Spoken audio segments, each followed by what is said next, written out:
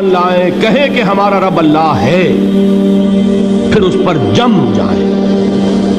ان پر فرشتوں کا نزول ہوتا ہے، نہ کوئی غم کرو نہ خوف، خوشیاں مناؤ جنت کی جس کا تم سے وعدہ کیا گیا تھا۔ اللہ کی ربوبیت پر اطمینان جب انسان کو ہو جاتا، میرا رب اللہ ہے، ربی اللہ، انسان کے لیے نہ کوئی کھٹکا، نہ کوئی خطرہ، نہ کوئی خوف، نہ کوئی حزن۔ جو کچھ ہو رہا ہے کس کے اذن سے ہو رہا ہے؟ اللہ کے اذن سے۔ اللہ کے اذن کے بغیر پتا تک نہیں ہلتا۔ یہ کوئی اندھا بہرا مادہ نہیں ہے جس سے مجھے کوئی خوف ہو۔ اندھا بھینسا چلا آ رہا ہو اس سے تو ڈرنے کا ہر انسان کو ڈرنا چاہیے، نہ معلوم کس کو ٹکر مار دے۔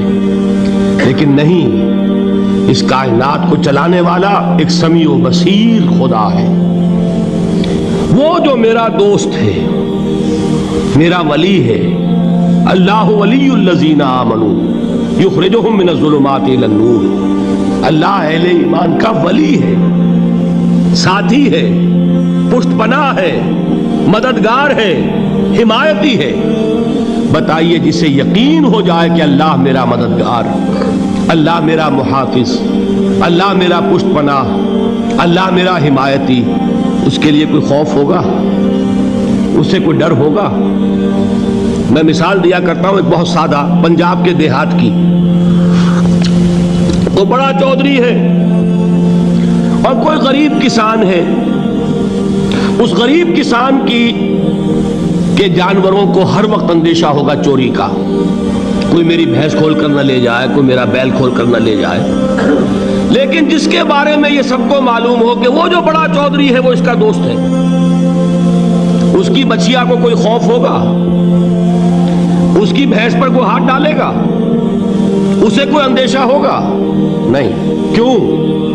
کہ وہ بڑا چودھری، بڑا اس کا یہاں کا سردار، جاگیردار، سب کو معلوم ہے وہ میرا دوست ہے، کوئی میرے خلاف اقدام نہیں کر سکتا۔ اس دنیا میں یہ چھوٹی سی بات اگر آپ کے دلی اطمینان اور سکون کا باعث بن سکتی ہے تو ذرا تصور کیجئے۔ میں لفظ تصور استعمال کروں گا صرف اس لیے کہ اس کا ہم جس کو کہتے ہیں ادراک اور شعور کر نہیں سکتے، اگر کے ساتھ کر سکتے۔ اگر یقین ہو کہ اللہ میرا مددگار اور یقین ہو کہ اللہ ہر آن میرے ساتھ ہے، پھر کوئی خوف؟ کس کا خوف؟ کوئی شے اللہ سے بالا تر ہے؟ کوئی قوت اس سے زیادہ طاقتور ہے؟ کوئی اس کے ارادے کو بدلنے والا ہے؟ کوئی اس کی مشیت کے آڑے آنے والا ہے؟ یہی بات ہے جو حضور نے فرمائی۔ یہ ایمان کا حاصل ہے لب لباب، کہ دیکھو اچھی طرح اس بات کو ذہن نشین کر لو، اگر تمام انسان مل کر تمہیں کوئی نقصان پہنچانا چاہے نہیں پہنچا سکتے، مگر جو کچھ اللہ نے لکھ دیا ہو، اور تمام انسان مل کر تمہیں کوئی نفع پہنچانا چاہے نہیں پہنچا سکتے، مگر وہ شے جو اللہ نے طے کر دی۔ آپ پھر میں کہوں گا ذرا طاری کیجئے، اسے فرض کیجئے، اسے سوچئے۔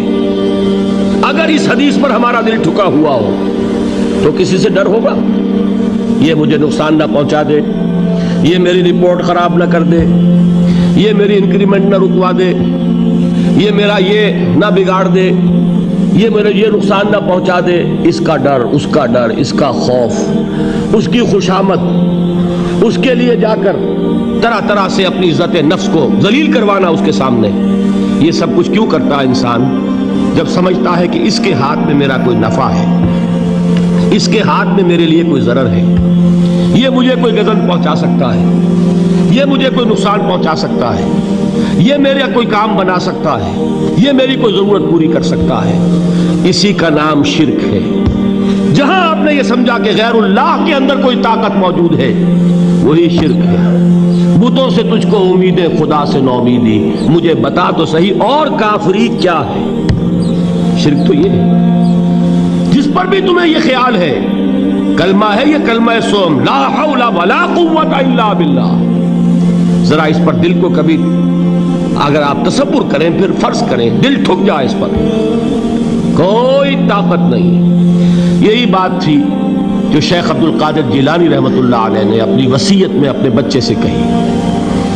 11ویں دینے والے ہیں، لیکن حضرت شیخ عبد القادر جیلانی کی وصیت اور تعلیمات کو کتنے لوگ ہیں کہ جانتے ہو؟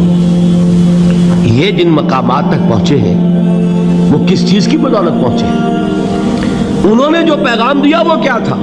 اے میرے بچے، جس طریقے سے قرآن مجید میں حضرت لقمان کی نصیحتیں جو ہے نقل کر دی گئی ہیں، میں یہ عرض کروں گا بالفرض اگر قرآن حضرت عبد القادر جیلانی کے بعد نازل ہوا ہوتا تو شیخ عبد القادر کی یہ نصیحتیں بھی قرآن میں درج ہوتی. اتنی اونچی نصیحتیں ہیں. اے میرے بچے، اس حقیقت کو ذہن نشین کر لے، لا فاعل فی الحقیقت ولا مؤثر الا اللہ. اس کائنات میں نہ کوئی فاعل حقیقی ہے نہ مؤثر حقیقی ہے سوائے اللہ. کسی شے میں کوئی تاثیر نہیں اگر اللہ نہ چاہے. آگ جلا نہیں سکتی اگر اللہ نہ چاہے. پانی ڈبو نہیں سکتا اگر اللہ نہ چاہے. زہر ہلاک نہیں کر سکتا اگر اللہ نہ چاہے. کوئی چیز فائدہ نہیں پہنچا سکتی اگر اللہ نہ چاہے. تو در در پہ کیوں سر جھکاتے ہو؟ در در پر کیوں جبیں سائی کرتے ہو؟ سب کے سامنے کیوں ہاتھ پھیلاتے ہو؟ ایک اللہ سے مانگو. ایک اللہ کے سامنے زمین پر اپنی جبین رکھو. لا فاعل فی الحقیقت ولا مؤثر الا اللہ.